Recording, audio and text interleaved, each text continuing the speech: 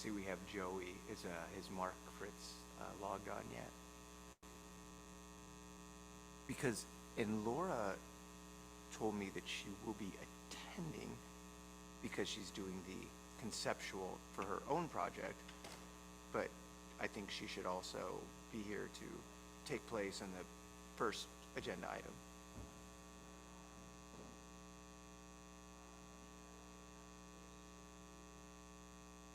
I'm sorry? Oh, good.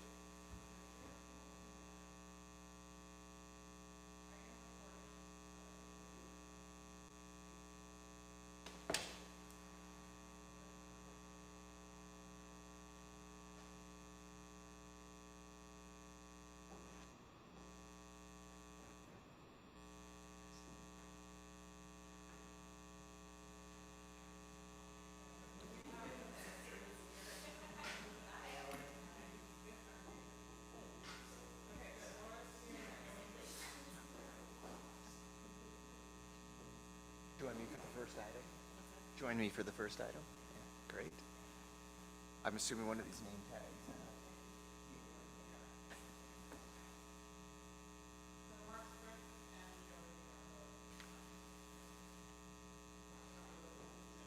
Hey. Hello, I'd like to call to order the January 17th ADR meeting. Just to explain the way we do things here to those of you who are new or have not been to one of these yet.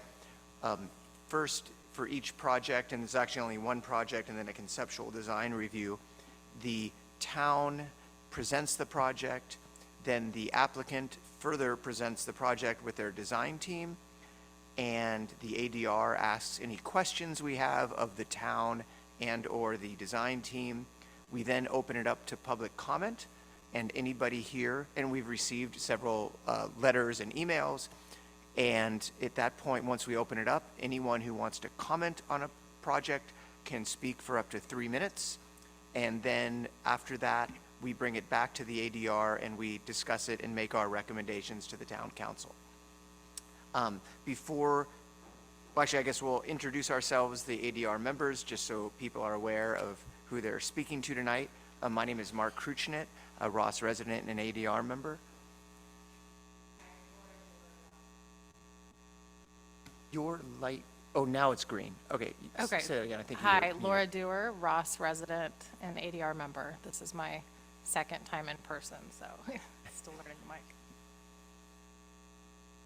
Mark and Joey, can you introduce yourselves? Yes, Joey Buckingham, ADR member and Ross resident. And I'm sorry I'm not with you this evening, but I'm happy to participate. Mark Fritz, ADR member, Ross resident as well. Mark, you're a little low on the volume. I don't know if you could maybe scoot something closer to your face if there's a microphone that, or something for the next time you speak. Sure, I'll give it a shot. Thanks, that was better. Before I go on to the minutes, if anyone has any public comments they would like to give on anything not related to the agenda tonight, we open it up for 3 minutes just by state law. Okay. I read the minutes of the meeting for December 12th and was fine with them. Did other ADR members, does someone else want to second that motion to adopt them? I can second that. Okay, great. And so now we will move on to 28 Walnut, which is our first planning project, and the town will make a presentation prior to the owners and their design team making their presentation.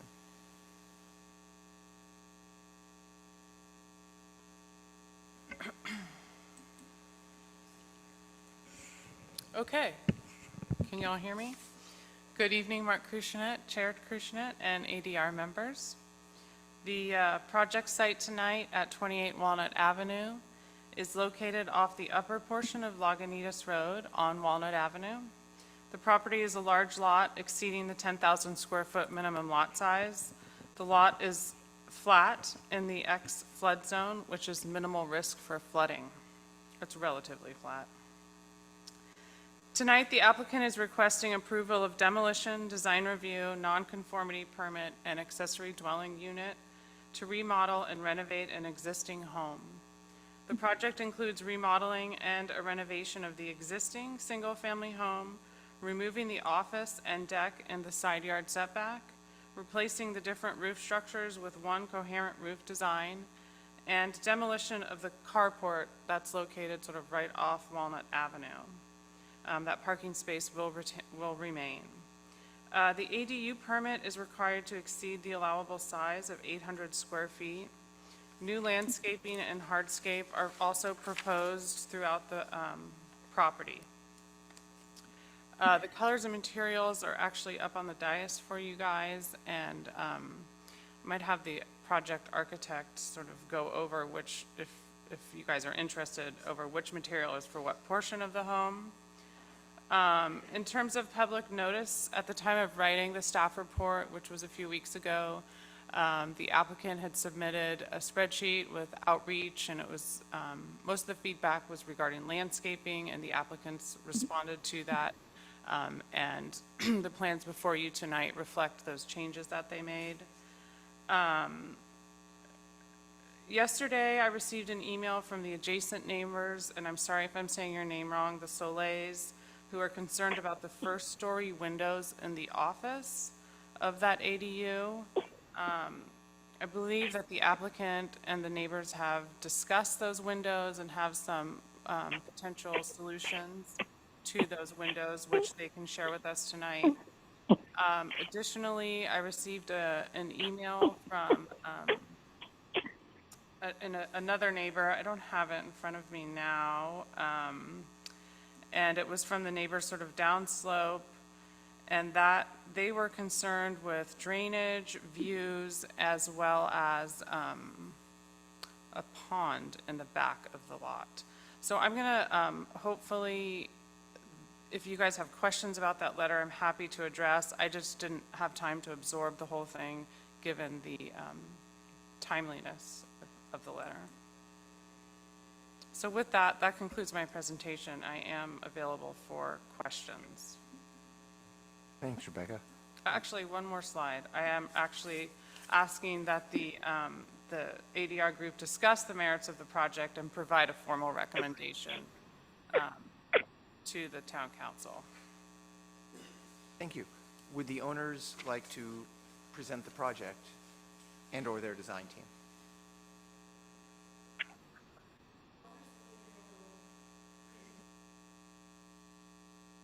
Perfect. Yes, and yes, please speak into the microphone so the people on Zoom can hear you. Thank you very much. So I'm John Gantis. This is my wife, Gabby Bresak-Gantis. We want to thank the ADR committee for letting us present today. Living in Ross really is a dream come true for us, and we're so excited to be part of this neighborhood. So when Gabby and I got married recently, we had started to kind of scope out neighborhoods, wanting to start a family, and we live in the city currently, so looking at some of the suburbs. We'd identified Marin as an area that we really wanted to live in. We love the rustic nature, how much character the town's had, the amount of sunlight, and back to my brother, who lives in St. Miguel, my parents who live in Kentfield, having family close by was something that was really important to us. And so it was with my parents, actually, that we first came upon Ross. We were walking through Kentfield, and we came upon Ross Commons and really just fell in love with the town immediately. The bicyclists whizzing by, people camping, people picnicking in the commons, all the cute shops and restaurants. It just immediately felt like home right off the bat. And, my mother, having been in education for over 40 years, also told me about how great the schools were. They were the best schools in Marin, how we really couldn't go wrong sending our kids to the Ross School. And that was something that was really important to us. Gabby and I both went to private schools growing up, and while there were certainly some pros, we didn't like the fact that we were never able to walk to friends' houses. We were never able to bicycle to a friend's house. So kind of having that sense of neighborhood, that sense of community, was something that was really, really important to us as we looked. So when 28 Walnut went up, it quite frankly was a dream come true. We had looked at houses in Ross for 2+ years. We looked at everything that went up, even if it was outside of our scope, just because we wanted to make sure we knew what we wanted, what we didn't like. So when 28 Walnut came up, we knew it was an absolute perfect fit for what we were looking for. It was in the flats, which was something that was really important for us in terms of being able to walk to Phoenix Lake, walk our kids to school, have that walkability factor. But also, as we talked about, in the low-risk flood zone, that was something that was really, really important to us. So it really checked all the boxes, and we couldn't be more excited to join this community, join this neighborhood, and we just really want to thank you for the opportunity to present our plans today. Welcome to town. Thank you, appreciate it.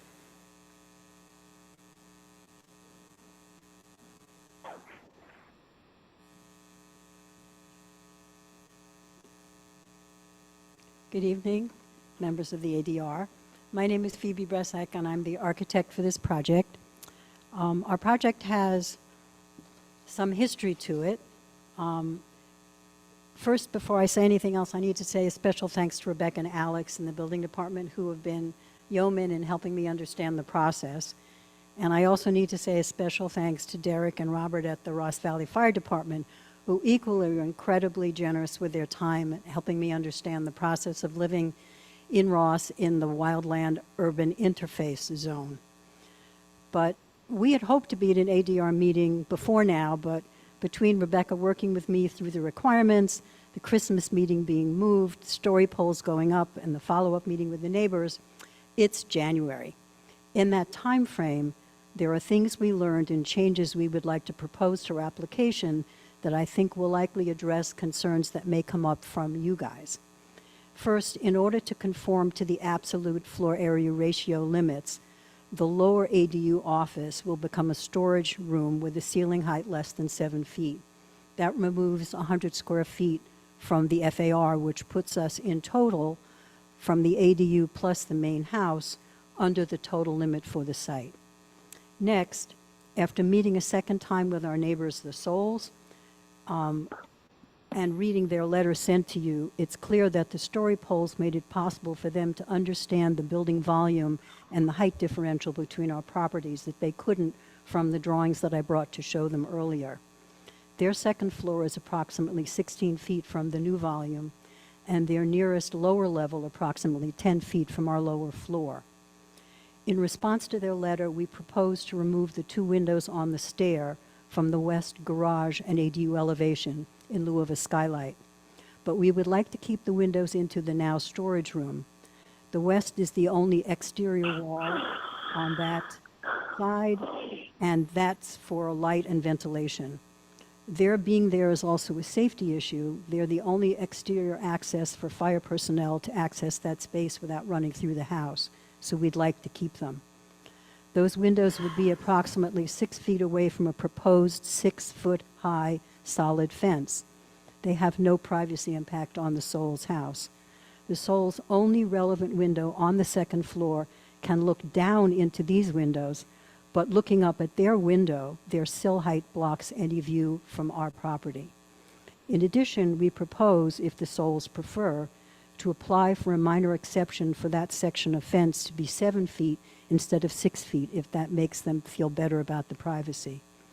At their request, not included in their letter, the solid 6-foot or 7-foot fence, shown as aligning with the garage building length, will be extended to shield the garage parking apron so they won't have to see car tires from their living room windows. About the project in general, the original part of the house with its non-conforming rear setback shows on a 1914 Sanborn map. After that, the house was enlarged several times in different styles for which no records are available. It was in the same family for decades, but most recently used as a rental property. As that, it didn't receive the same care it would have from an owner-occupant. Our project has 3 parts: remodeling the main 2-story house, including rationalizing a hodgepodge complex of roof forms into a traditional cross gable.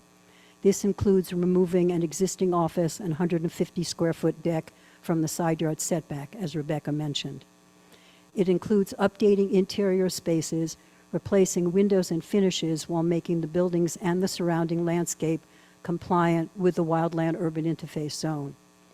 It includes rebuilding and expanding the existing detached 2-car garage, adding an ATU above it whose floor aligns with the existing house. From our neighborhood outreach, we know that replacement landscaping will be welcomed, and we are committed to working with the neighbors in on-site placement of plant materials to maintain visual separation where possible and protect views. The ADU, as I said earlier, will be reduced in terms of the 100 square feet that will now become a storage room to stay under the total FAR limit. That was my confusion despite Rebecca's best efforts. This is the fourth jurisdiction I've worked on an ADU, and each town's interpretation is different. The only thing I can say is that the design community is united in the opinion that the state ADU laws are written really badly. But an ADU permit is still needed because the building height differential caused by the hillside site. Although the ADU is height compliant on the high side at less than 16 feet, it is greater than that on the low side. The demolition permit includes removing the decayed wood structure on the lower single-car garage, but maintaining the paved off-street parking space there. When Derek Shaw from the Ross Valley Fire Department visited the site with me, he pointed out his concern that our part of Walnut is so narrow that fire equipment access is already impeded. Even with no parking allowed at all on either side of this section of Walnut Avenue, there isn't enough clearance, especially for emergency access to the souls at the end of the cul-de-sac. That's why keeping the off-street parking space is so important for casual deliveries and casual parking. At the suggestion of our neighbor Catherine Bossart, we added a folding gate matching the front fencing to cover the opening into the space from street view. I can answer any questions you may have now, and my landscape consultant, Dan Budney, is here to answer any landscape questions. I'd like to reserve a few minutes to respond to any input from the audience before you close the public hearing. And I, 20 minutes ago, received a letter that came by email to Rebecca that I haven't had a chance to review, except to say that briefly looking at it, there appear to be several factual errors. So if anybody has questions, I'm ready now.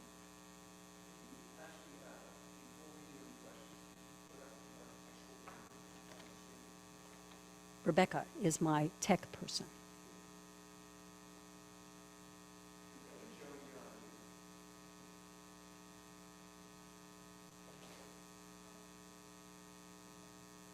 Joey, you're on mute, as was I. What drawing in particular are you interested in seeing, Mark? The front The front elevation? elevation.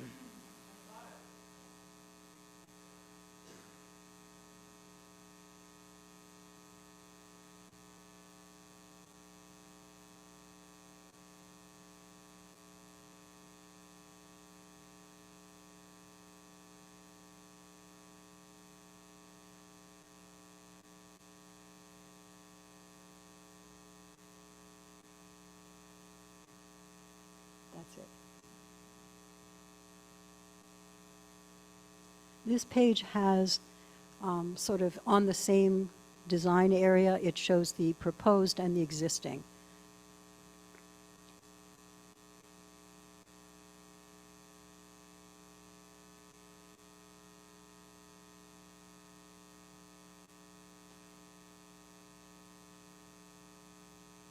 Okay. Do you have questions about it? Or No, do I you want just a wanted different to have sheet? it, I just wanted to have it up there. Okay. Mark and Joey, Laura, does anyone have questions for Phoebe? Or are there any other sheets you'd like to see and or discuss? Just a quick question while we're on these elevations. When you were talking about the windows, removing some windows, could you just point They're out? on the which- west side.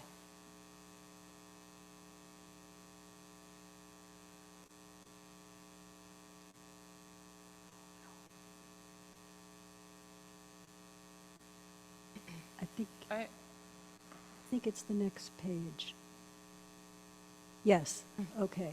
So there's a clear story window in the upper left of that volume. Okay. Right. Those are where the sill height is at 7.5 feet above the floor area.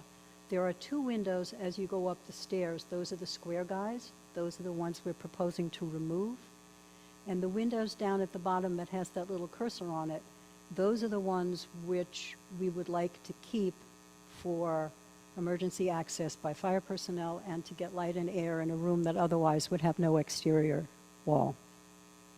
And that is the room that now is having the ceiling reduced to 7 feet and is a storage room. Right, and those windows which actually have a head height in this drawing would be reduced to a standard 80-inch head height to fit under the 7-foot ceiling. And Rebecca, just to confirm, by Ross code, if they build a completely finished room with sheetrock and electrical appliances and lights and windows, it does not count as FAR because the ceiling is 7 feet? Less than 7 feet. Less than 7 Yeah. feet. 6'11" and a 6'11". half. 6'11 and a half, okay. Thank you. Okay. Any other questions? Yeah, I have a quick question, Mark. Is the volume good for the moment, Rick? Can you hear me? Speak loudly, please. All right, so you mentioned at the front where you're removing the garage, you mentioned the necessity to continue to have an off-street parking for casual, deliveries, et cetera. But then you're proposing to put a gate, a swinging gate covering that. Those two don't seem to be incompatible to me. Like, so that parking spot will not be accessible for the general public or a delivery person unless they get out or have keys to a gate or have some access to that gate. So I'm just curious, which one is it? Is it for the general public or the delivery side of the house, or is it you're taking the roof off so that you get more FAR for the lot? Well, I'm just probably curious which both, one. But the fact is, you're making assumption that it's locked. All I'm Okay. saying is that we basically want to screen that. And so the bifold door there doesn't have to be anything except latched. And so, yes, someone would have to get out and open it, but it's not intended to be locked. Okay. Someone would need to know that they have the right to open that up as They would. either a public citizen, right? Okay. There was a mention of showing where some of the finishes were going to go in association. I think, Rebecca, you mentioned in association with the There's project. also a color board. I don't know if it's here. Yes, well, there's the materials. No, but there's also Go a ahead. color board with paint colors and roof material that was delivered to the planning department at the very beginning of this process. Yes, it's next door. Great. Um, But I don't know that they'd get a I good can look tell you at it anyway. it's gray with a dark gray roof and white trim. Thank you. Could we go back to the front elevation for just a minute? And so I've been to the site and seen the story poles. I just want to confirm the far left side is how far back from the property line? The far left side of the structure? So the existing garage that we're using as our foundation, so to speak, is not at perpendicular to the site. So it's 5.5 feet in the front corner and 7.5 feet in the back corner. And the proposed structure? That's the proposed distance from the property line for the ADU. Okay, so 5 to... 5.5 to 7.5. 5.5 to 7.5 feet? Yeah. And it's 25 feet tall, correct? It's 25 feet tall at the point of the gable that's over the garage door. If Rebecca will turn to the side view of that, it's actually, there's a sloping side, and you can see that that's the natural grade alongside on the left drawing, which you can see that it drops down in the front because in the back it's higher. Yes, and it is 25 feet nominally at that peak.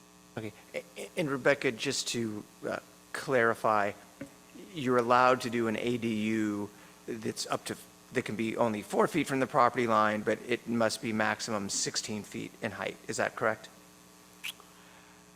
There's new ADU laws that have been approved. I have contacted our attorney and have not heard back.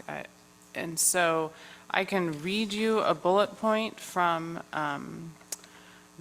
from Burke Williams, which is where the law firm that our attorney works at. And so they put out these really helpful sort of bullet pointed Thank you. summaries. So, revised minimum height limits that must allow the following heights for ADUs. 25 feet or the height limit under the local zoning ordinance for an ADU attached to a primary dwelling. although a local agency can ensure the ADU does not exceed 2 stories. So Like 25 It feet is seems like allowed based 25. on that bullet point. based on that, additionally, because it exceeds 800 square feet, it is required to have an ADU permit.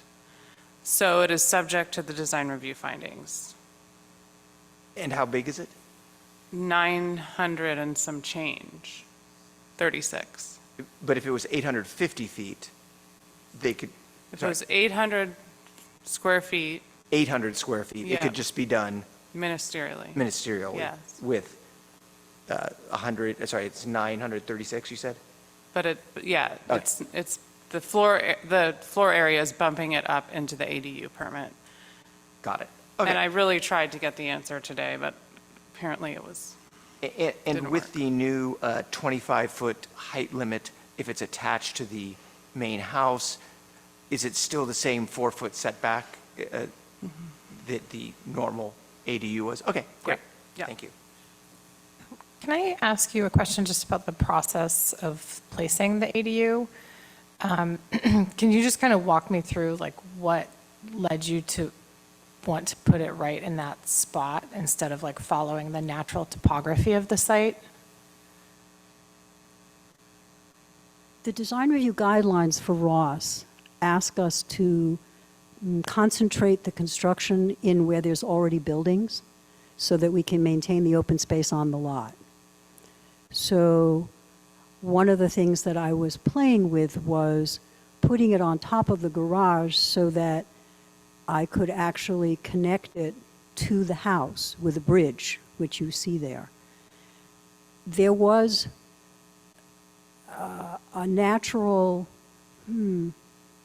ease to use the garage as a starting point, put the stair next to it and go above it, because then from that upper level, it lands on the patio of the social area that's in the back of the site.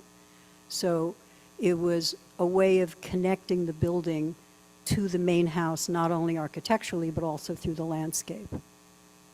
Okay, and did you ever consider working with above the garage, but instead of stepping out towards 30 Walnut, towards your property line, it's stepping back some? The backyard, I don't know if you got there, but I think you did, is mostly terraced. There's not a lot of private social space on this property. And by keeping it where it was on top of the garage, right now there's maybe 35 feet clear from the serpentine wall to a fence that's there. And so by capturing the gap between the fence and the back of the garage, we actually made that space somewhat larger. I was loath to reduce it anymore because it's so small to begin with. And my landscape designer can help you, give you the actual dimensions of what's clear there between the serpentine and the house. Okay, thank you. Joey and Mark, do you have any questions before we open it up to the public?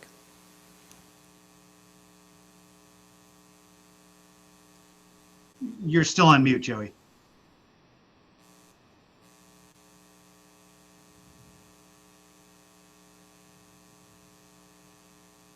Joey, we can't hear you.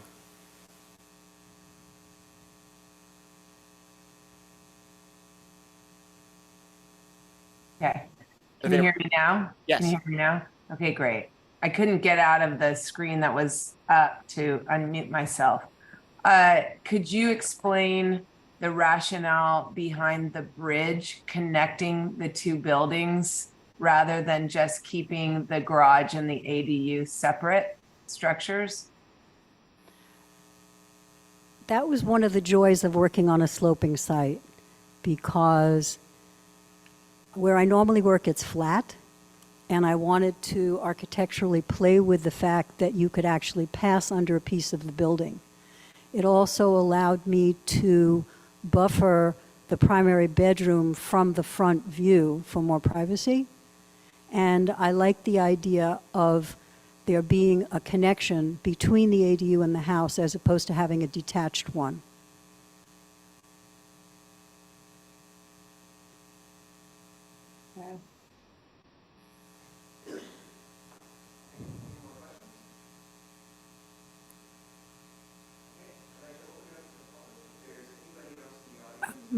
Excuse me, Mark, I did reserve some time to respond.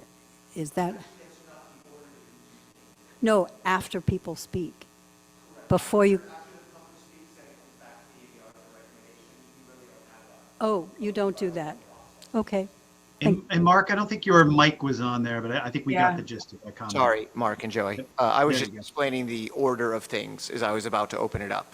Yeah, Excuse okay. Mike, thank you.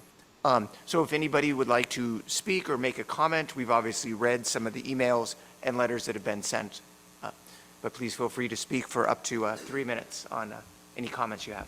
Hello, everybody. My name's Chris Soleil. My wife Marnie and our kids live at 30 Walnut Avenue. We're the contiguous neighbors to 28 Walnut. We met Gabby and John. We're excited to have them as our neighbors. We welcomed them to the neighborhood. In fact, we told them that we would do everything in our power to help them during this quest to get approval for their project. And they took me at my word. And they are building a 25-foot high wall in my backyard that's 12 and a half feet with a tape measure away from a window that I've got. That could just be the story pole. Maybe it's not placed correctly. But I sat there with a tape measure and saw it. So next time, note to self, Soleil, just give your neighbors a bottle of wine. As you can imagine, we're not pleased by it, right? Where am I? Sorry. As you can imagine, we're not pleased by the size of the structure, its positioning. It will forever eliminate light to our son's room in a room that's already dark. I think I mentioned that in my email that I sent to you.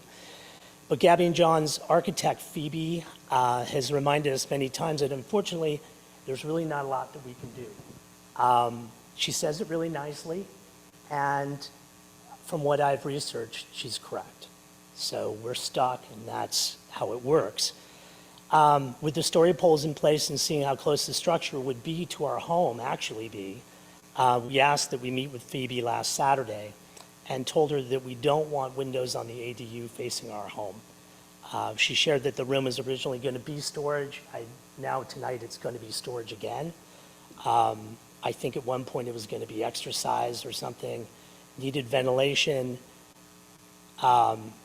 She asked if we can compromise. And I guess my question to that is, I'm getting a huge 25-foot wall out my back window. What am I supposed to be compromising? That's my question.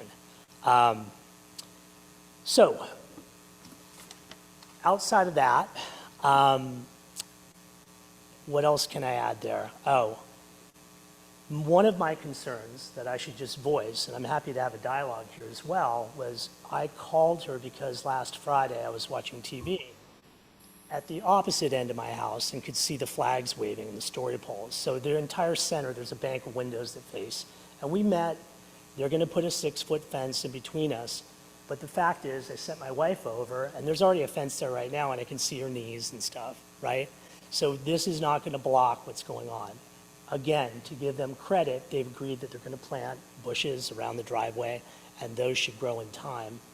But I'm still just bothered by the fact. And I do know the people who codified the ADU code understood that when they're placing these structures uncomfortably close to each other, so the code takes the privacy of the neighboring home into account by specifying clear story windows at 6.5-foot height on the side of the ADU that faces the neighbor's home. And they did it to protect both parties, the privacy of both parties. And our only request, it's simple, is that we'd like to request that Gabby and John's ADU be made to abide by that code. So that's all that I have. The one question that did come up for me was, as I was looking at that, and I'm sorry, I haven't had a chance to look at these online. There's the bank of windows at the bottom. Maybe you can pull it up, Rebecca. How come it can't go around the back? Like, I do know that you guys are on a slope right there, but how come windows can't be on the back of the room, even if there's a slope?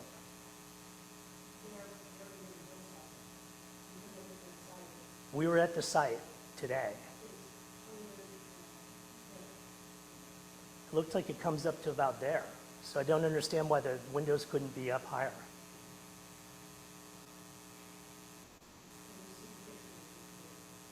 Got it.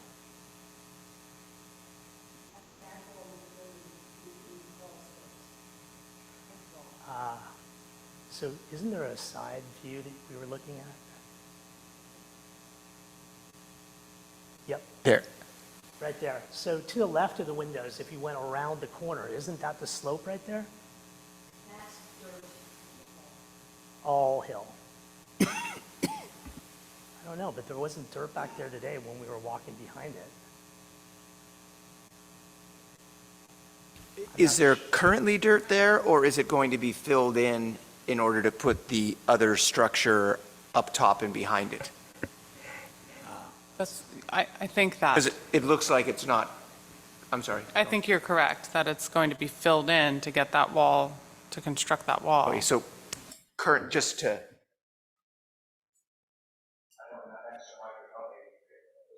So currently this dirt is not here, and it's being filled in order to make that solid, to add this on. But currently there's air here. Yeah.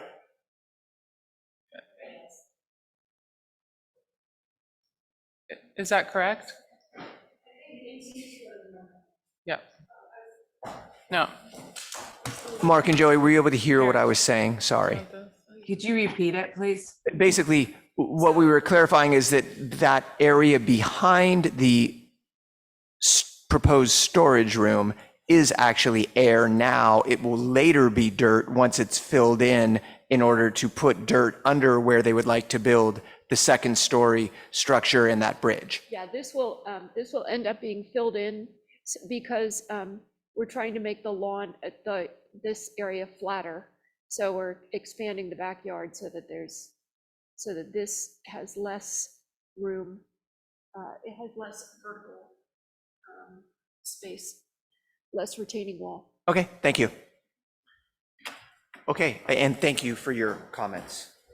And is there anyone else in the audience who would like to speak? Yes, we have one more who's going to come to the microphone and speak.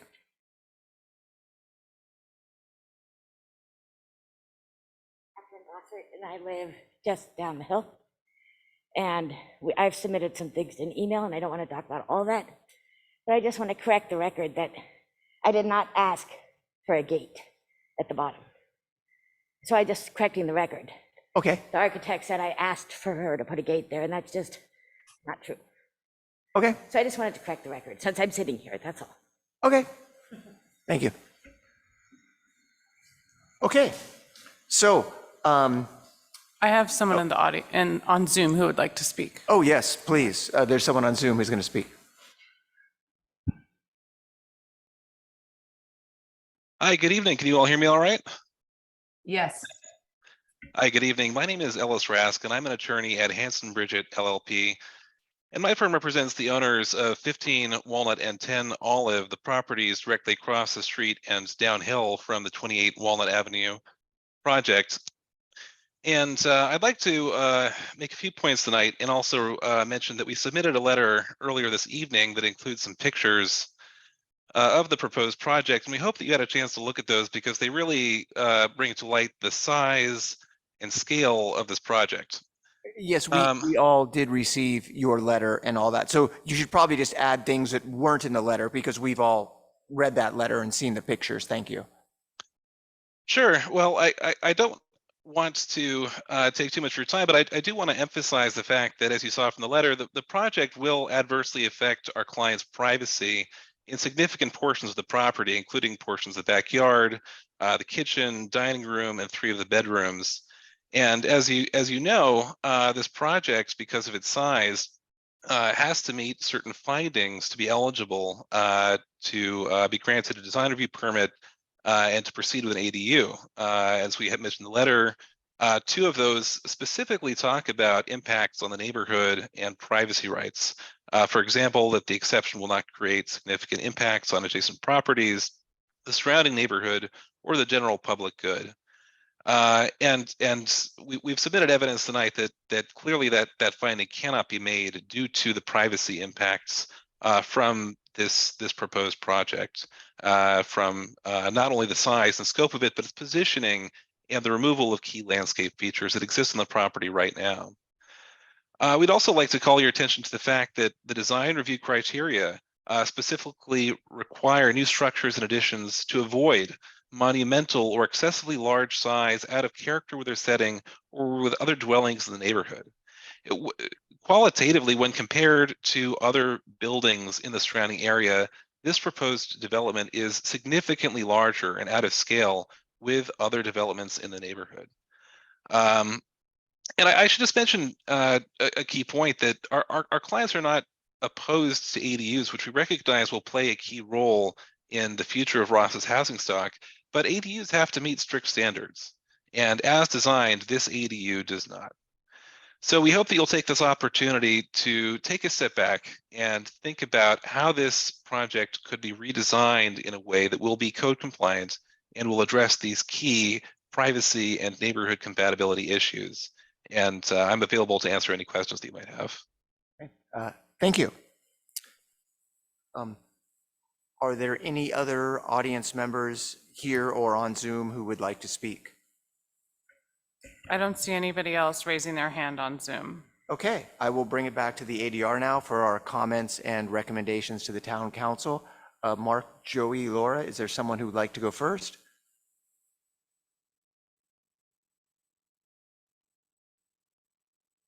Okay, I can go first. Okay. Oh, were you about to go, Joey? I mean, I'm happy to go first, or you can. So in looking at this project, I think it's nice that some of the outline structures are being brought more inside. What we always try to do here is have more of the project be conforming than before the project starts. However, the ADUs by right can be, you know, sort of wherever they want. And it seems like this one, if it were smaller, could be. In the current configuration, needing our approval, to me, it seems there's far too much mass put towards the outside of the property where people are trying to sort of maximize their own space, often at the expense of their neighbor's space, as some of my colleagues have put it over the years. So I would much rather see the ADU somewhere else other than on the second story, as close to the property line as possible with windows. And I'm not sure of the window code that the neighbor was referencing, but the town and the town lawyers can you know, make sure that anything is compliant in that way. It's a little suspect to say that the windows can't be in the back because there's dirt there, and then say, well, there's actually not dirt there now, but we're going to put dirt there, so the windows can't be in the back, so they have to be on the side. It's sort of a strange way to go about it in saying that you need to have windows looking, you know, 5 feet from the neighbor's house.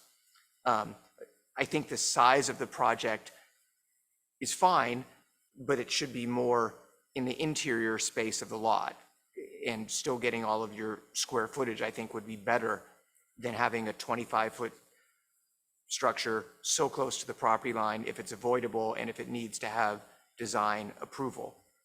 Let's see. I think it was great that you did try to work with the neighbors a lot.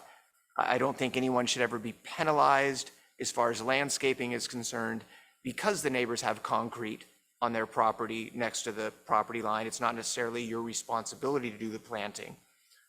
As far as the neighbors that are several doors down and are worried about a second-story house blocking their views, they have 360-degree views, and almost everybody in town, including myself and every person here, can see a window from somewhere in their yard or their house. So I don't consider someone who's 2 or 3 houses away seeing a window to be an invasion of privacy. It's a little bit of a different story with the 25 feet right next to your property line. I understand your concern. There's only so much we can do with ADUs. If it was conforming to the ADU codes, we wouldn't even be discussing it here. So those are my thoughts on it. Joey, would you like to go next? Sure. My biggest concern is the front elevation. And since we are a design review group, I will turn my attention to that first and foremost. I feel that by pushing the ADU out as far to the left as possible and putting 25-foot high mass, 5 foot from the property line there, that it's made a very monolithic facade that looks almost commercial in scale. And while I agree with you, Mark, that yes, a neighbor, down the block is going to see some second story windows, when you look at those pictures that the Lord sent with those 2 huge trees coming out and then a very flat facade across the front, I just think it's missing an opportunity to make that development really look a little more whimsical and interesting, such that potentially you could have taken that new volume that you've added for the ADR and you could have just turned it, or pardon me, ADU, and you could have turned it 90 degrees and pushed it into the backyard a little bit, which I know they are loath to give up any square footage in their backyard. But as you said, we have seen a proliferation of these designs that push all the development out as far as they can to the property line, because as the architect explained to their neighbor, we can, and there's nothing you can do about it. And I just feel like that's a really unneighborly development, and they could have done it in a much more gracious way that would have actually been better architecture. It would have more nuance. You could step those volumes forward and back. I mean, it's basically a new house build. So there was room to do that and not just make this facade so monolithic from the street. You could even pull the garage a little bit forward to create that separation. I just feel that development 5 feet from the property line at 25 feet high is really, really bad for the neighbor to the left. And I would be quite upset if I were them. I know that everybody wants ADUs, but I think this is excessive. I also feel that the office with the lowered ceiling to 7 feet, but keeping, so that's 84 inches, but keeping an 80-inch window head height is somewhat suspect, and it kind of reeks of that ceiling coming out as soon as the building inspector's gone. And it just adds to the volume over there on that property line. So I would recommend taking the volume to the left of the existing garage and figuring out a way to push it back into the hillside, so that there were 2 volumes that were somewhat symmetrical in this new development. I hope that's clear. Thank you, Joey. Mark, would you like to go? Yeah. Yeah, I have similar thoughts as Mark and Joey have explained. I think the scale from the front facade, one of the things we try to articulate in the town is accessory structures like an ADU or a garage or a pool house are diminutive in the scale in relationship to the main home. And in this particular case, based on the garage's location forward of the main house and putting the ADU on top of that, and then extending that ADU further out with a bay window, a bay of sorts, exacerbates the mass in comparison to the main home. So what we've done here is actually flip-flop the massing, where the main home is secondary at this point, which is sort of the opposite interpretation that you're trying to get at from a design standpoint. So along the same lines as I think Joey was describing, I think the mass that is sitting on top should be, instead of it projecting towards the front property line, could actually be recessed to provide some relief to this mass. It could be recessed from the neighbor's property as well. It could be subtle. It could be a 2-foot step back, somehow reducing the imposing nature of this second story on top of that existing garage, top and adjacent. I thought, as I was on the site, that there is that about a 10-foot space that is behind the current garage that is, reasonably unused. I thought that is an opportunity for this second story to step back into the hillside. That is another one of our design guidelines, is as we build masses, we wanted to step back in tandem with the slopes. So in this particular case, instead, it's projecting away from the slope, creating that large front facade. My desire would be to step this back along with the slope. So pushing that second story mass backwards, 5, 6, 7, 8 feet to provide some relief to that front facade. I think the I'll call it games to some degree. The office that was office now is storage. If that's truly storage, it doesn't need light and ventilation. If it's storage, those windows can be completely removed. I see no reason why you'd need light and ventilation in a storage room.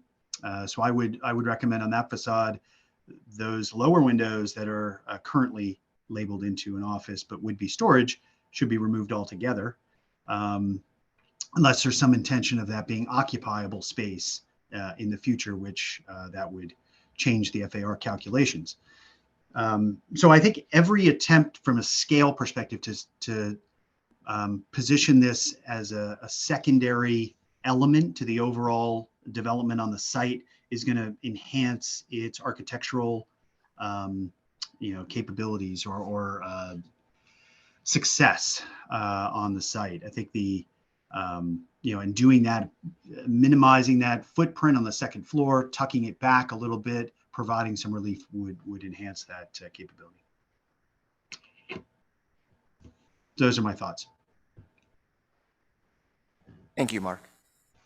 Okay, I will go ahead. I agree. The main thing that stuck out to me with this project was the mapping and the scale of the project, pushing the 25-foot something ADU all the way to the proper, to just nearly as tight to the property line as possible. Kind of works against the design of it, instead of trying to follow the topography and to kind of blend into the site a little bit more. And then I think also adding that elevated walkway right at the front just adds to the mass even more. So to me, when I looked at the plans and went to the site, it seemed to make sense if you still wanted the ADU above the garage, but instead of adding the space to the west, kind of work with the space behind the garage. Would be what I would really recommend. And then I think the one last thing was just that fence. If that parking at the street really is truly for delivery people, then I don't think they would actually use it if they have to come out, open the gate, pull their car in. So, maybe it just would be good to be a little more clear with what the real intention is there. Yeah, I think those are the comments I wanted to add.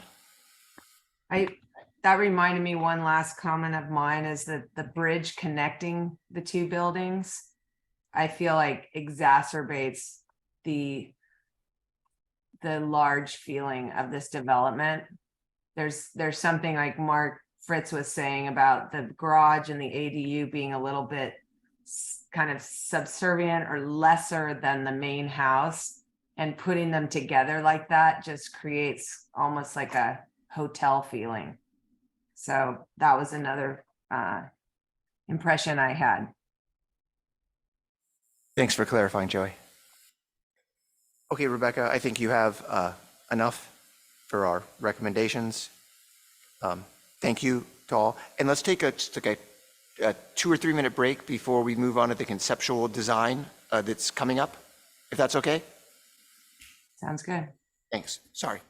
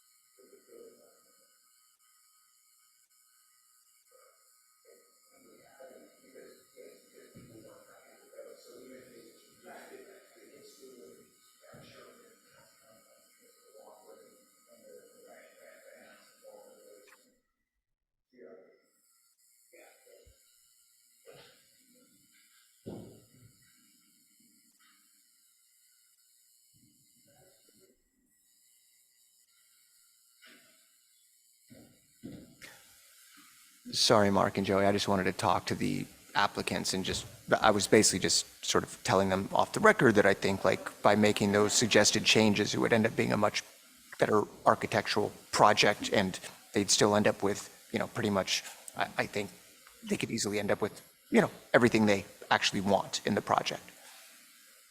Agreed. Having gone through it, I know how upsetting it can be when your plans don't come to fruition the first time through. That was all. Got it.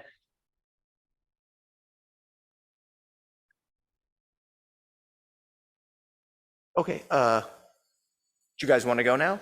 Okay. We're back on. I'm sure we're being recorded this whole time anyway, but that's fine. So for the conceptual, do you want to introduce it, Rebecca, and then have them describe it further? Sure. Yes, good evening once again. So we have a conceptual design review project at 2 Crest Road.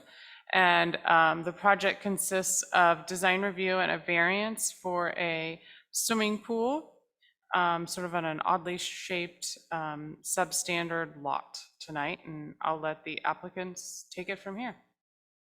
Thanks. Great. Hi, my name is Ben Dewar. I live there at 2 Crest Road with my wife Laura, and our daughters Riley and Zoe, 4 and 2 years old.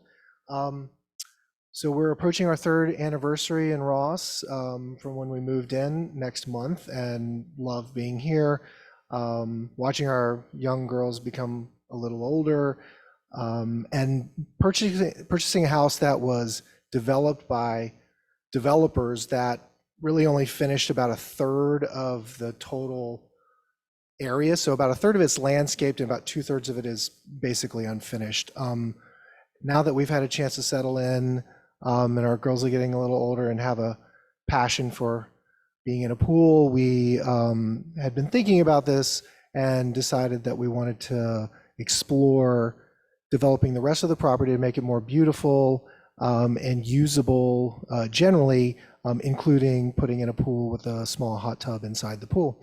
So that's why we're here. Brad can fill in the details.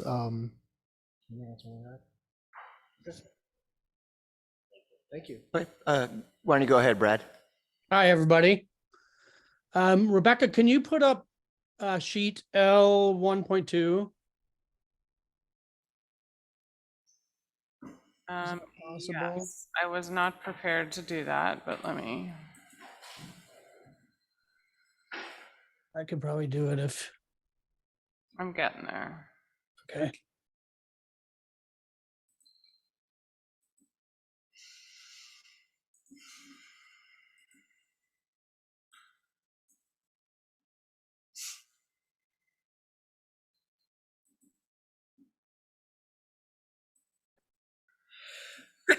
Excuse me. Sure. Which sheet would you like, Brad? L 1.2, it's 1, 2, one more down, I think. Yeah, this one. Okay, so we were hired to just take a look at conceptual design for locating a swimming pool and some other associated improvements. And we looked at certain areas of the property and came up with the pool in the front yard, which is adjacent to all the living area and the best sun. And it just made a lot of sense with the site. So we wanted to keep the existing driveway, the existing entry. There's an indoor-outdoor fireplace near the front door, and there's a wood deck that all stays exactly as it exists. The area that we ended up putting the pool is the area where there's an asphalt parking area right now, which was, as we understood it, was kind of left over from the previous home that was, I believe, demolished. And our parking requirements are met with the driveway and the garage. So the parking was just kind of bonus parking and is asphalt and impervious and just not used much and taking up really the best part of the yard. We looked at a pool over by where on this plan we're showing a vegetable garden, And it was just so dark in that area. And it was pretty close to 23 Canyon, the home below, and really negative impacted their privacy and the quietness of that area. There was really no other option for where to put a pool. We're the lot is very odd shaped. It's a triangle, and we have 25-foot setbacks because there's 2 side yards and 1 front yard. And the zoning is R1B5A, which is a zoned property for a 5,000 square foot, 5 acres property minimum. So somehow this lot that is half an acre, less than half an acre, was zoned for a 5 acre minimum lot size. And Rebecca and I talked about this today, and we talked a little bit about setbacks, and it's not super straightforward on exactly what the setbacks are for another, a lot that would be around a 2,000 square foot lot, or so anyway, our setbacks were more than what typically would be for a lot of this size. So when we go through the variance findings, we have the lot is irregularly shaped. So these are the hardships. The lot is irregularly shaped. The zoning doesn't really make a lot of sense for the size of our property. And then we have some natural features. We have this large redwood grove, and we have a large oak tree in the rear yard that really prohibits building a pool in those areas. And it's very steep. There's a bioretention area in that property area, and it's in the shade. So there's no sun at all back in behind the house. So we located the pool center line on the kitchen and figured that Baywood Avenue provides a great setback or great separation from 70 Baywood Avenue, and that 70 Baywood Avenue, this property faces the garage of 70 Baywood, and all the functional use of 70 Baywood is faced at Mount Tam, which is on the complete opposite side of the property. So those were some of the reasons for where we thought that a variance could be granted, and that we had minimum disruptions with the rear part of the property that's natural right now and shaded and not suitable for a pool. And then we wanted to maintain as much of the existing landscape that's there as possible. So keeping the entire front yard area and basically tying the pool to the existing deck. I'm showing a deck around the pool to have permeability, especially around the redwood trees. And there's a drop off there as well. And the pool is relatively narrow. It's 13 feet in width. And, we're kind of trying to fit it in comfortably in between the redwood tree and the Baywood Avenue property line. I believe, I'm here to answer any questions about this. This is a conceptual design review discussion, and we're just trying to get some feedback from you on thoughts on the design and answer any questions, and then also understand if there's any more documentation that you'd like to see for our next ADR presentation. And the architect is here as well to talk about the bathroom, which is, there's some FAR swapping, and I think he's the best person to answer any questions about that. Thanks, Brad. To follow up on a couple things you said, as far as the side yard setbacks concerned between the pool and the road, how close is the pool to the road? On that side, the pool, well, the property line is just the within property line. Sorry, that's what I should have asked. The pool on the closest spot is 11 feet. 11 feet. And and maybe Rebecca can help you with this if you don't know, As far as the smaller lots in Ross, such as like the Bolinas Avenue, what is the side yard? What's sort of the minimum side yard setback we have in Ross? Is it 10 feet? Is it 15 feet for smaller lots? Let me just, I think it's 15. 15. 15, okay, so no matter what, it would be 15, even if it was zoned as the, No, Yeah. because then you get into, for the smaller lots, but if anything has a B with its zoning, which a lot of our single-family zoning does, it's a special district and it changes. and then what's it for the,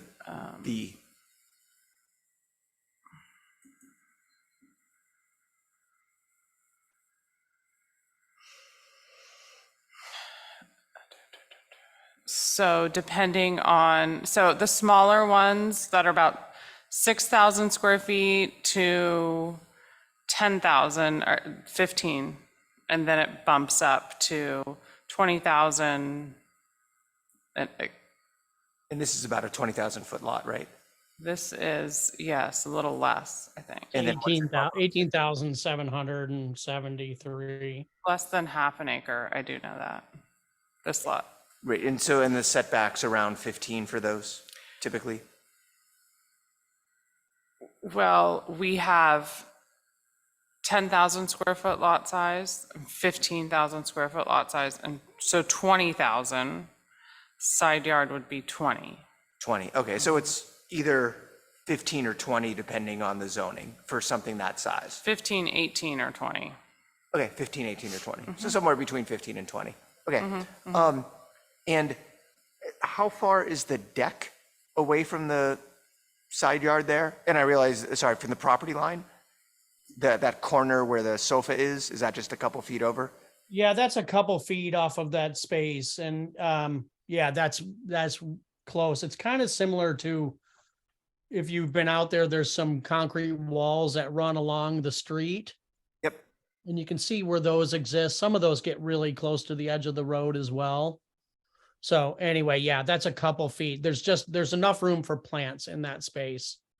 And again, if this was a neighboring property, we would treat it very differently. But the roadway, and then on the context map, it kind of shows the adjacent neighboring properties. So it's go the other way. Yeah, and we saw that. Yeah, so that was just some of the thought process of it, in that the Quail Ridge Estate is way far away, and then all the use of 70 Baywood is so focused the opposite way that that's a garage that faces that space. So anyway, that was just, it is relatively tight. Everything is tight in this area. And we're trying to get the most use out of the best part of the property. Okay, thanks. Mark and Joey, do you have any questions? Yeah, quick question on my side. So there's a slope that comes from the sort of parking space down to the right. Brad, do you have any idea how much retaining wall you'd have on that sort of, I know the deck might be hiding it, but you got a retaining wall somewhere on the right-hand side, because it slopes in this drawing from left to right. If you go back down to the pool. Yeah, where are we talking? Scroll down to where the pool is. So the pool, the topography goes high side where the parking little area is, down to the right, right? Well, I figured that the pool was the retaining wall, and that we would tie the deck. It may not attach to the pool specifically. There's typically a post that isolates the deck from the actual pool structure. So there's not another retaining wall in there, but the bond beam of the pool creates the structure that the deck attaches to, so to say. I'm just guessing that deck is, I'm seeing the stairs down to the yard. You're 8 feet up in the air, maybe at that point. Is a ballpark? Well, the highest part of the deck itself is about 6 feet. Okay, so where that down arrow is on right next to the stairs, that'd be about 6 right feet there above is it, about right? 6 feet. The deck is at 99.75. Okay. And that's the 92 contour. So at 93, so it's maybe a little bit over 6 feet right on that landing. And the reason I was asking is you walk down that path that's outside the property line, you would be looking back at about a 6 foot, 7 foot structure at that height, right? And I was trying to maintain some planting space. And then there's also a 6 foot tall fence right there too. So there Yeah. is some separation on that path. And we were sensitive to that path. And, you know, that path cuts across this property line is very strange in that it has that long flag that Yeah. runs across. I mean, it's the strangest, one of the more strange properties I've ever seen, but we want to give, you know, that pathway as a neighborhood path to access Bayview from, I think it's Pomeroy down there or something like that. Yeah. Okay. So anyway, we're trying to provide right now there's English laurel in that space now that are pretty tall, but I want to add more. And, you know, I got to work with the fire department and that kind of thing, but we are certainly sensitive to that. And this is kind of why we're here to talk about it. Cause this is our ideal. One of the better views and the most sun is where that couch is. So, you know, we're trying to like get the pool to have some also functionality with furniture. So, but there, you know, there could be room to make some adjustments per where we get with this meeting here tonight. Yeah. Well, that was my question. Thank you for answering that. Sure. Mark, back to you. Joey, do you have any questions? I think you guys actually asked a lot of the same questions I had. Do you have the ability, Brad, to do an overlay of what that pool, where it would be located if you stuck to a 15-foot setback from Baywood? Like, what would that do to the pool placement? I think it would shorten it, and I can really quickly like. You're it would close. It would shorten it to about. Let's see here. Actually, not that bad. I mean, What's the setback line? Water line, it would shorten to about, instead of a 40-foot pool, it would shorten to about 37 feet or 30. You know, it's interesting because the pool and the property lines are working at opposite angles. So to get to 15 feet, I think it's still could be an acceptable pool. You know, pools that are less than 30, 32 feet feel like a giant hot tub. So, Yeah. I'm just wondering, like, if that were, you know, in my mind, I'm thinking that's an onerous situation where you have two 25-foot setbacks. So what if you were to say one of the findings is the back setback is the 25 feet and you treat the Baywood side as 15 feet, or you try to get close to that. Yeah, I just need to plot it, you know, that's all. I think that it could work. Yeah. But you want it centered on that kitchen. It would be a shame to move it over. Yeah, and I'm pretty, you know, I'm about 6 feet from the redwood trees, and redwood trees are super resilient to construction like this. So I've already talked to an arborist about this, and he thought it was fine. We might have to play with the structural aspect of the pool a little bit, but I definitely don't want to move it closer to the redwood trees. Oh. And it would look silly off center. I mean, if you look back at this modern house, the pool. Brad, what between the couch at the far end of the pool, the proposed couch deck, and the street, what fence is proposed? What height?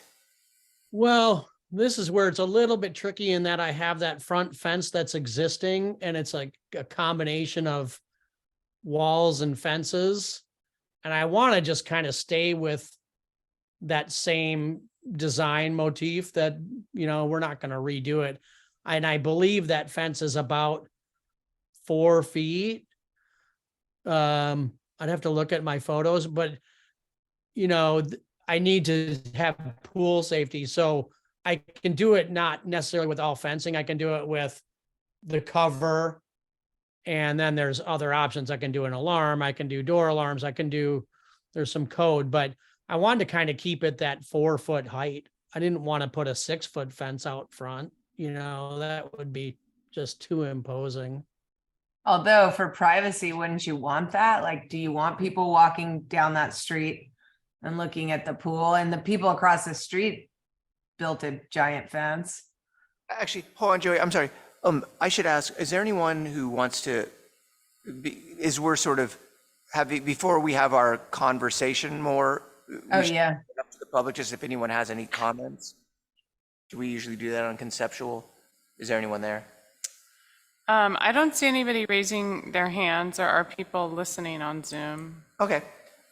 Sorry, Joey, continue. I just wanted to. Oh, no, I'm just kind of thinking out loud. You know, if it were my pool, I think I'd want more than a 4-foot fence on the roadway. And I had that same thought as you, Joey, because I think you got, one, Brad was saying that he thinks a 6-foot fence would be too imposing, and maybe it is, but it's pretty strange to be walking down the street, a public street, and that is a public street there, right? Not a private street? Yes, it's public. It's a private road. So maybe. Well, but it's to the public. I mean, But it's open to the public. Open to the public. yeah, it's open to the public. But I would feel strange walking down a road and then there's a family in there or friends in their swimsuits, 5 feet from me, standing up on their sofa, their deck, whatever. I would feel like I was invading their backyard. Yeah, I need to talk to Laura and Ben a little bit more about this and maybe create a drawing that, because I have to work with these existing concrete walls that are there now. And I think that maybe the developer put them in at 4 feet because of code. And there may be a way that I could add like a perforated metal screen or a horizontal metal top to these existing walls. I don't want to just jackhammer all these walls out. It does seem like it would be. I want to be sensitive. I want to be sensitive to code. So we always talk about not doing things that are cold and imposing on street frontages. So, we've had this on other projects where we've talked about, okay, let's make the top half of the gate or fences 50% open. And that could be part of this solution discussion too. I guess we have this as a conceptual design. So we were really here to talk a little bit more conceptually and then we can hammer out exactly these type of details for the next ADR.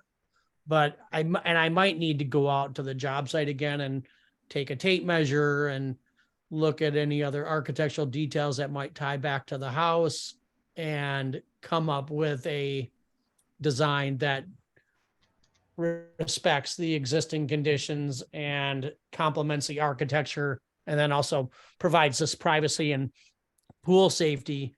There's some parts that we put in fences, and when you're sitting down and when you're low, you have privacy, and when you stand up, you can actually see out. So, this is a discussion I should have with Laura and Ben and do some sections and do some more sketches on it. Okay. Can you speak a little bit to the I think probably one of the tougher things to get past is going to be the extra square footage and the pool equipment, which I think is very well cited in that it's tucked into the lawn, into the property and not put out near the neighbors. But would you be the one to speak to That's the architect. He's here, I believe. Kyle is Yeah, here. I'm Kyle Thayer, the architect. Can you hear me? Yes. Yep. Yes. Right. So So the concept is that we're lowering specific closets in the existing main house, and the square footage that accrues from the lowered ceilings we're using for this changing area and pool equipment area. So it's a swap. It's approximately 41 square foot of savings on the house, and the new structure is about 41 square feet. Okay. And it into an L-shaped part of the house. It's a maximum of about 11 feet high on the downhill side, but there's a planter which reduces the height on that side. And generally it's only about an 8-foot high structure. Okay, Rebecca, could you speak to any precedent on trading this? We've seen this tonight, lowering the ceiling height on something and then trading it away for something else. This is clearly not going to be used for any sort of a dwelling space, but what's the history on this? So I've worked here since May. I've not seen it in an application before me. However, I did talk to an ADR member today, and he has indicated that there is a precedent that has been set, and that the code does not prohibit this type of ADR, or I'm sorry, this type of floor area swap. We have a specific definition of floor area, and should someone choose to reduce floor area in their home, it can be swapped. I guess now that I'm sort of talking about it out loud, it might require a nonconformity permit, right? Where we have allowed, like at the last ADR meeting, to demo all the structures at 196 Lagunitas. It exceeded the allowable floor area, and then allowed a home to be rebuilt with that existing non-conforming floor area. So while I haven't seen it in this jurisdiction, the jurisdiction I previously worked in, it happened all the time. I know that has no real bearing here, but I feel confident that, having spoken to the ADR member, that it has been done and has been approved at the town council level here in the town of Ross. So just, I'm more thinking, I don't really have any problem with this particular project, but I'm thinking if there were a run on, if I took every closet in my house and dropped the ceiling to 7 feet, I get a good little chunk of change to spend elsewhere. And do you think that, I mean, does anyone think that could be a problem going forward?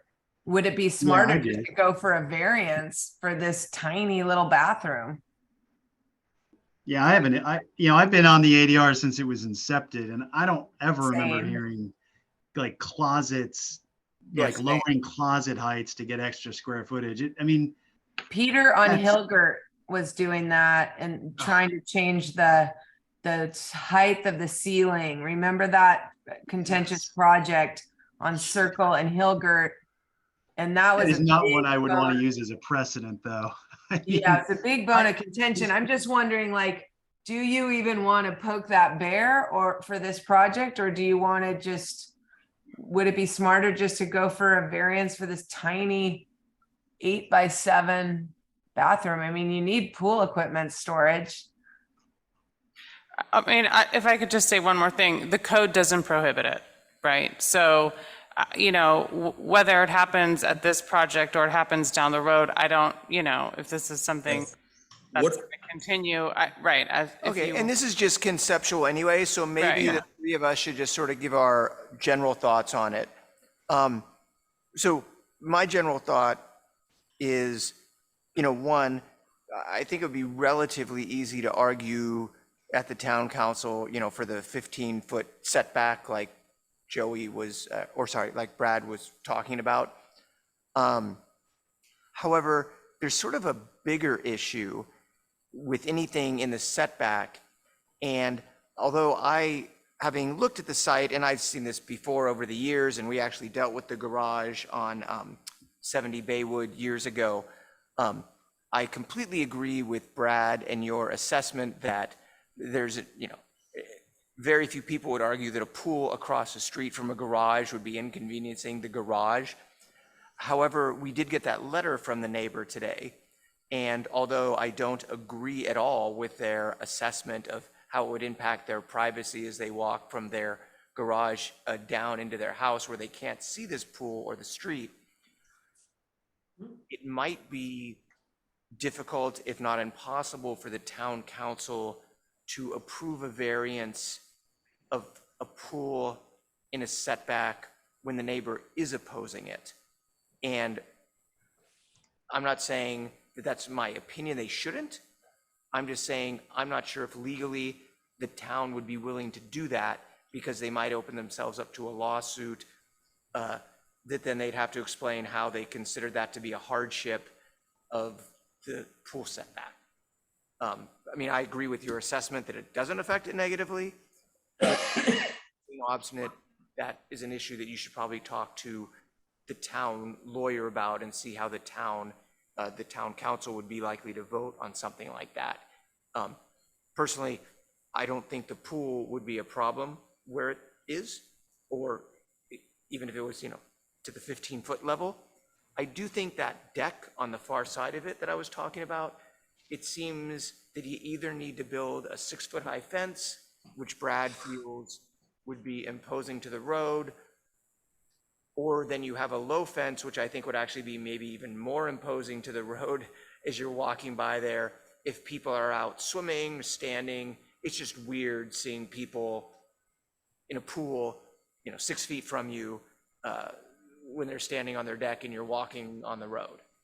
That's my opinion of the placement of the deck and the fence. And I think you need to have some privacy there for both parties. Joey or Mark, would you? So, yeah, I'll go. I feel like the pool is where it should be. That's kind of the best spot for it. It's the best sun, and it impacts the least neighbors. It really impacts no one. The garage across the street has no windows. They have erected a very high fence themselves. So I don't know when they would actually ever even experience anything of the pool. I do agree, if you have a pool there, you should have a higher fence there, just for your own privacy and for the privacy from the road. But there was a precedent, one of Brad's other projects up on Ivy. It was a pool that was much closer to the road, as I recall, Brad. I forget the exact setback. And because it was on the road, we kind of gave it a pass because it wasn't the same as being next to a house. We treated it a little differently. Wasn't that true, Brad? And there was a very vociferous neighbor right next door who was actually much more impacted. I mean, they were right next door, but all I'm saying is there is a precedent of approving a pool when it's on a road like that it's a different scenario than right next door to someone. So you can make that finding. You can also make the finding that it's overly punitive to have two 25-foot setbacks at this corner. So that pool was about 8-foot setback from the road. And then we did do a 6-foot solid fence against that. Project's all built. I think my client's very happy. I think that neighbor's glad construction's over, and it's spectacular.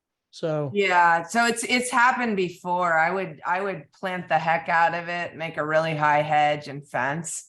And then for the other situation of the little pool changing room, I might just go for the variance to get the square footage because nobody can see it. It's almost subterranean. That's my humble opinion. Thanks, Joey. Mark? Yeah, I think that I follow along with Joey. Conceptually speaking, this is the right spot in the lot. I think, Brad, you could come up with some sort of fencing design that's in keeping with the home and, semi-transparent, semi-not, you'll figure that out. But I tend to agree. I guess one of the concerns that I would have, I know that you don't need that parking over there. But boy, it is, those streets are really hard to find temporary parking. So I would, again, I'm not suggesting you would trade the parking for the pool, but it is a nice, unusual thing to find on a road that's so tight, because they're really single lane roads. And you can't really find any reasonable parking on any of those. So if it's not necessary, then, there it is. I think you might think about that couch on the southern pointed corner as maybe a bit excessive, maybe pulling that back a little bit. Maybe that's not the spot to have a large seating area. There are seating areas on the other side and towards the redwoods, just to try to pull that out of the setback as much as possible.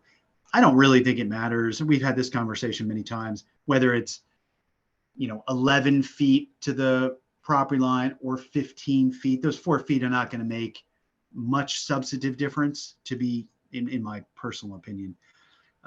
So it's in a good place. I think because it's a road and you're in this sort of very unusual spot where there's not much public, where there's not so many homes right around. I think it's a good spot. As far as the bathroom and pool equipment, I kind of, I hear Rebecca saying that it's not against the code. I would think of it as conditioned space, like closets are conditioned space. People don't occupy closets and stand in closets in the same, that's ridiculous. It's part of the FAR. I think that's a hugely poor precedent to take. So I would say go for the variance. It is, as Joey said, no one will ever see it there. I don't think that's a problem at all. In my opinion, you could support that, but trading closet space, I don't know. I think that's a terrible game. I think it's a crappy game. But that's just my own opinion. I think the intent of the code is to have buildable space. I think the previous project was the same. It's an office. You don't need windows in the storage space. Come on, people. It's a game. So those are my comments. Okay, great. So that's the comments from the three of us who are attending tonight. So thank you, and we'll move on. Yeah, thank you. Hey, thanks very much. Thanks, you guys. Thank you, guys. And then we have no information, discussion, or new agenda items. So I move that we adjourn the meeting and Hold on. see you all next month. Hold on. Oh, sorry. What? Joe, you got one? Yeah, I got a just, quick one too, but go ahead, Joe. yeah, calendar items. I'm looking forward to the next, I'm looking at our calendar coming up. And I'm not sure if anyone's noticed, but the next one in February is the day after President's Day. And I personally, I will be away, but I can attend.